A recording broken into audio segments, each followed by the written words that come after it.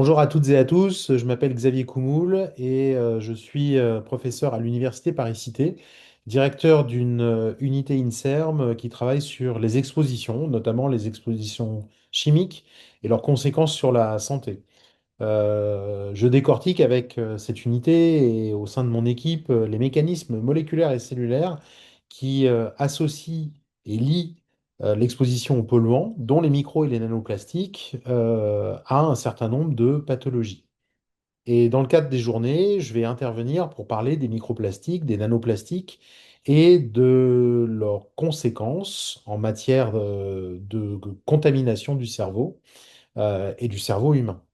Alors pour ce qui est des micros et des nanoplastiques, ce sont des particules qui résultent de l'érosion des gros plastiques, comme par exemple le PVC. Et ce sont des particules qui portent des perturbateurs endocriniens, des phtalates, des bisphénols, et donc ils sont capables de véhiculer, en plus de leur nature plastique, des perturbateurs endocriniens. Et alors ce qui est intéressant, c'est que depuis 2022, on sait que ces micros et nanoplastiques, ils nous contaminent. On en trouve dans le sang, on en trouve dans nos organes, comme par exemple le cerveau.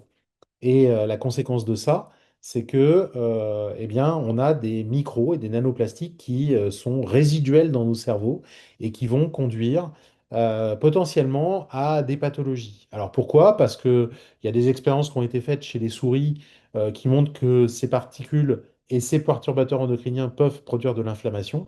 Mais tout récemment, il y a une étude publiée dans Nature Médecine qui montre que on a typiquement un risque plus augmenté de démence associé à une contamination plus importante dans le cerveau de micro et de nanoplastiques. Donc c'est tous ces sujets que je vais aborder, la nature des microplastiques, la contamination, comment on est exposé, les voies d'exposition, les mécanismes qui conduisent potentiellement à des pathologies. Et donc, je vous donne rendez-vous pour typiquement aborder tous ces sujets qui sont passionnants.